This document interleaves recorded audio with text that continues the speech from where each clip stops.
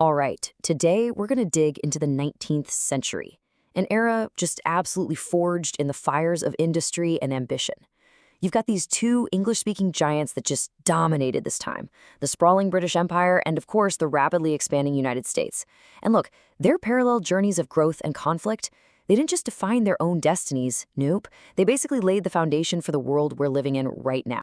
So here's the big question, right? Was this a century of just glorious progress, or was it a century of unimaginable pain? Well, the honest answer is it was both. I mean, you have this age of incredible invention, steam engines, telegraphs, basically the birth of the modern world. But at the exact same time, it was an age of brutal exploitation. You had empires being built on conquest and factories just running on human suffering. Okay, so let's dive in. On one side, you've got the British Empire's global ambition. That phrase, the sun never sets, that wasn't just some poetic line, it was literally true. Their empire circled the entire globe. And on the other side, you have America.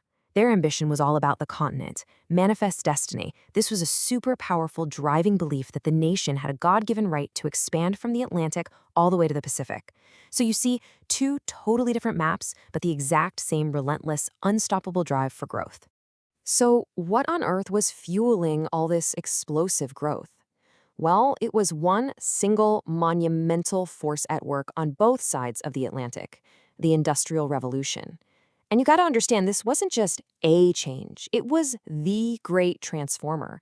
It basically remade both nations from the ground up, forever. So, what exactly was the Industrial Revolution? I mean, at its core, this was just a fundamental shift in how people lived and worked. For thousands of years, life was tied to the land, right? To the seasons. And then, suddenly, with all these new inventions and the rise of factories, life became tied to a clock and a machine. This pulled millions and millions of people from wide open fields into these crowded, smoky cities. And this set off a powerful chain reaction. You can see it right here. It all kicked off with inventions that led to factories. Well, those factories needed a whole army of workers, which triggered this mass migration into the cities. And this huge, unprecedented reshuffling of the population, it just completely shattered the old social orders. It created entirely new social classes. You had a massively wealthy industrial elite, a growing and kind of anxious middle class, and then this vast, struggling urban working class. And all of this came at a staggering human cost. I mean, in Britain, the poet William Blake called the factories dark, satanic mills, and that name stuck for a reason. They were synonymous with pollution, danger, and just sheer misery. Over in the US, the era got the nickname the Gilded Age, and that term just perfectly captures the reality. It was this thin, glittering layer of gold, immense wealth for industrialists like Carnegie and Rockefeller, that was masking the deep, grinding poverty of the immigrant workers who were fueling their fortunes. Now, all that enormous wealth and industrial power wasn't just for building factories and cities. Oh no, it was for building empires. Both nations harnessed their new economic might to project power like they never had before, redrawing the world map and expanding their influence, not just at home, but all across the globe. For America, this meant a relentless and, yeah, often violent march westward. I mean, this timeline really shows just how breathtakingly fast it all happened. You go from the Louisiana Purchase, which doubled the country's size practically overnight, to the war with Mexico, which seized these vast territories, including California. The nation's growth was just stunningly rapid, super aggressive, and it utterly transformed everything. At the same time, Britain was looking outward to literally every corner of the globe. From India, which they called the jewel in the crown, to huge dominions like Canada and Australia, the British Empire was a true global colossus. Now, this expansion was often justified by this idea of the white man's burden, the belief that they had a moral duty to bring their version of civilization to the rest of the world. But this high-minded ideal also served a very practical purpose, securing raw materials and new markets for their booming industries. So with all of this incredible change happening, industrial, urban, imperial, you can imagine that society itself was just thrown into total turmoil. The old rules, they just didn't apply anymore. New social roles were being forged in real time, and these ferocious new fights erupted over what, exactly, these modern nations were even supposed to become. And that class divide, it became a chasm.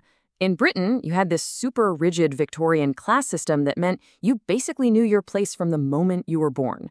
But in America, the national story was this powerful ideal of the self-made man. The idea that anyone could rise up through sheer hard work. But of course, this celebrated myth clashed violently with the brutal reality of chattel slavery, where people were legally treated as property, and that ever-widening gap between the super rich and the poor. So, what about women in all this? Well, the dominant ideal, especially in the middle and upper classes, was the angel in the house. You know, the perfect wife and mother, pure, submissive, and confined to the home.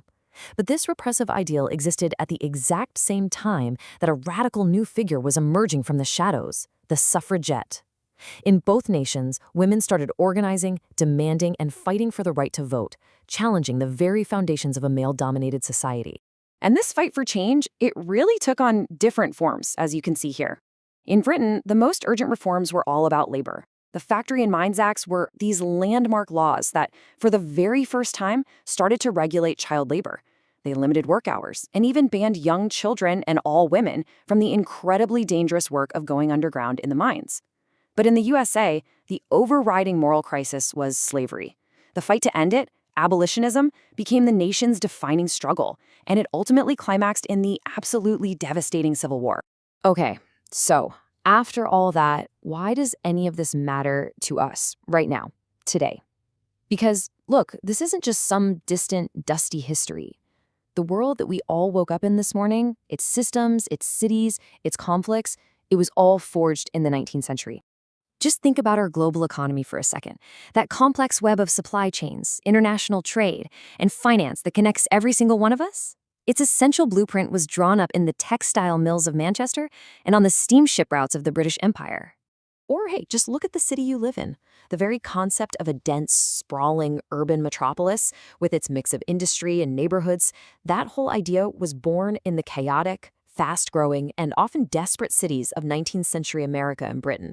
And maybe most importantly, our ongoing struggles for equality and social justice, they stand on the shoulders of their fights.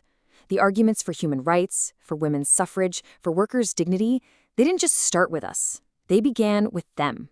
You know, in the end, maybe no one captured the soul of this contradictory era better than the novelist Charles Dickens when he wrote, "It was the best of times, it was the worst of times. It was an age of wisdom and foolishness, of light and darkness, of hope and despair." He just nailed it. And that brings us to one final thought. The calendar says the 19th century is long over. But when we look at our own world, with its disruptive new technologies, its vast global inequalities, and its ongoing debates about power and human rights, we really have to ask ourselves, is that story really finished? Or are we just living in its next chapter?